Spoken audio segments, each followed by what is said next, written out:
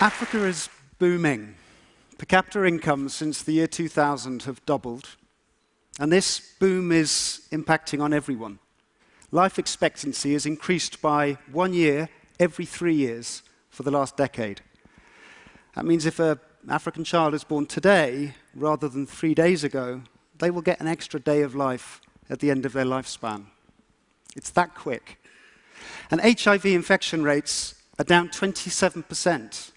600,000 less people a year are getting HIV in sub-Saharan Africa.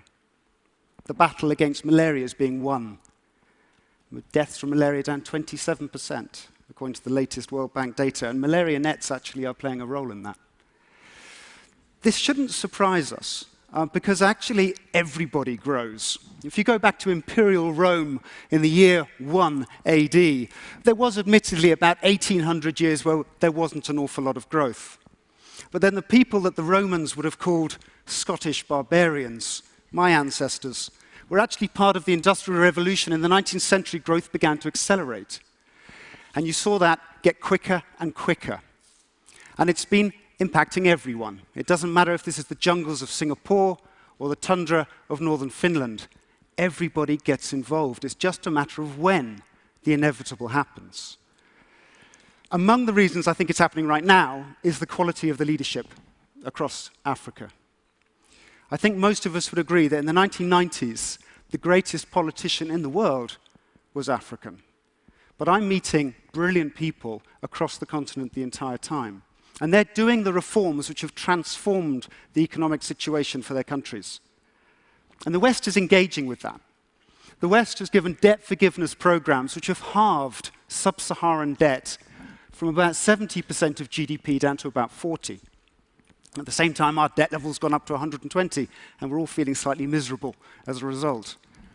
Politics gets weaker when debt's high.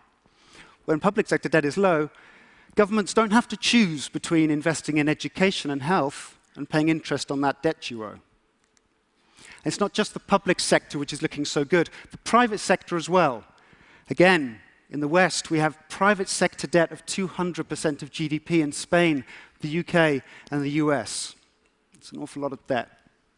Africa, many African countries, are sitting at 10 to 30% of GDP.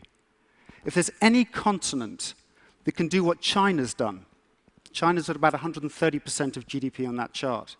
If anyone can do what China's done in the next 30 years, or last 30, it'll be Africa in the next 30. So they've got great government finances, great private sector debt. Does anyone recognize this? In fact, they do. Foreign direct investment has poured into Africa in the last 15 years. Back in the 70s, no one touched the continent with a barge pole. And this investment is actually Western-led. We hear a lot about China, and they do lend a lot of money.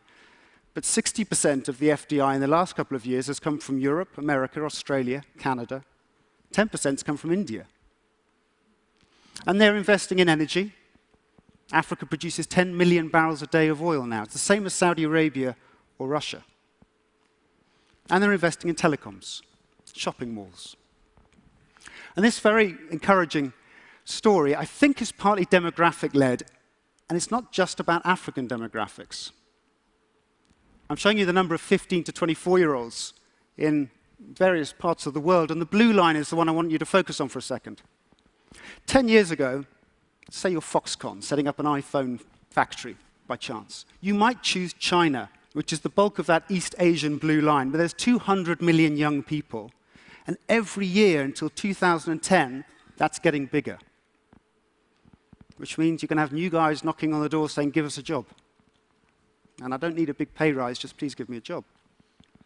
Now, that's completely changed now. This decade, we're going to see a 20 to 30% fall in the number of 15 to 24-year-olds in China. So where do you set up your new factory? You look at South Asia, and people are. They're looking at Pakistan and Bangladesh, and they're also looking at Africa. And they're looking at Africa because that yellow line is showing you that the number of young Africans is going to continue to get bigger decade after decade after decade, out to 2050. Now, there's a problem with lots of young people coming into any market, particularly when they're young men, a bit dangerous sometimes. A I think one of the crucial factors is how educated is that demographic. If you look at the red line here, what you're going to see is that in 1975, just 9% of kids in secondary school education in sub-Saharan Africa. Would you set up a factory in sub-Sahara in the mid-1970s? Nobody else did. They chose instead Turkey and Mexico to set up the textiles factories because their education levels were 25 to 30%. Today, sub-Sahara is at the levels that Turkey and Mexico were at in 1975.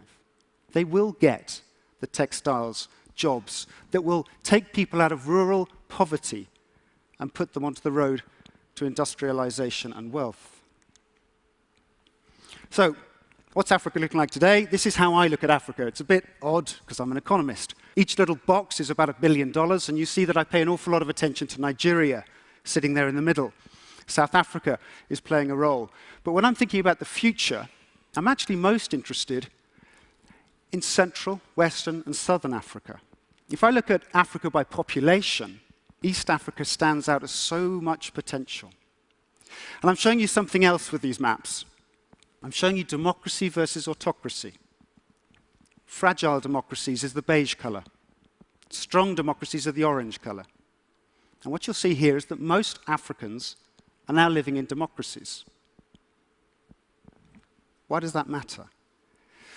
Because what people want is what politicians try, don't always succeed, but they try and deliver. And what you've got is a reinforcing positive circle going on. In Ghana, in the elections in December 2012, the battle between the two candidates was over education. One guy offered free secondary school education to all, not just 30%. The other guy had to say, I'm going to build 50 new schools. He won by a margin. So democracy is encouraging governments to invest in education. Education is helping growth and investment, and that's giving budget revenues, which is giving governments more money, which is helping growth through education. It's a positive, virtuous circle.